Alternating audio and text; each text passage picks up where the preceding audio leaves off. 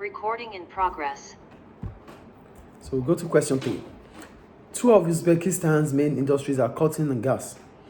Uzbekistan is the world's 7th largest producer and 5th largest exporter of cotton. The Uzbek government has tried to influence the cotton industry's price elasticity of supply. It has also nearly ended the use of child labor in the cotton production. The country's output of gas increased by 7% in 2018 and its average cost of gas production fell. Identify 2 determinants of price elasticity of supply. When we talk about price elasticity of supply, it is the degree of responsiveness between the quantity supplied of a product as a result of a change in price. So the elasticity of supply will be determined by different factors. So why do we have these determinants? We have these determinants to be able to know if the price elasticity of supply for goods are elastic or inelastic. So it is inelastic if a change in the quantity supply, if the price change has led to no significant change in the quantity supply. That means there's no significant change in the quantity supply as a result of a change in price. That is inelastic supply. But if there is a significant change in the quantity supply, that means there's more supply in the market as a result of an increase in price, then it is elastic. So for PES, it is either inelastic or elastic. Inelastic when there's no change.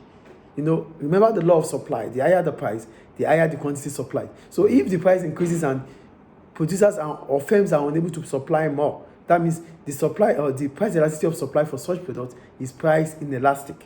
But if producers are able to supply more as a result of an increase in price, it is elastic. I think it's clear. So what are the determinants of this? They are the determinants of supply. 1, the level of spare capacity. When we talk about the level of spare capacity, it means that, if we have to produce more, we have spaces to produce them. Do you understand? There are spaces available to produce them. We can't just produce and leave them out there. You don't have warehouse, you don't have storage. How can you produce more? So an increase in the price would not allow you to produce more because there's no spare capacity. The second point is about availability of raw materials. So if raw materials are not available, how do you produce? Even if the price increases, there's no raw materials available, you cannot produce. That's the second point. You talked about price, yes? Price of... I said that's the price, a change in price. Yeah, but you know why we wouldn't talk about change in price here? Because change in price will lead to movement. Yeah, it's not leading to shift. It's not shifting, but it is. The price has increased already. That's why we have price elasticity. Yes. So do you understand? The price here, we're talking about price elasticity itself. Do you get what I'm saying? Yeah. So mentioning price here. What determines price elasticity? Maybe price. Mention the price. Listen, when you measure price. Yes. Are you with me? When you measure price, we are already talking about price. Price of raw materials. Yeah, if it is price of raw materials, okay. So, but if it's about the price of raw materials, then maybe you are right. But instead of saying price of raw material, you should have said availability of raw materials. I said both. Is it okay? No. You get 1 mark for each. 1 mark for both. Okay.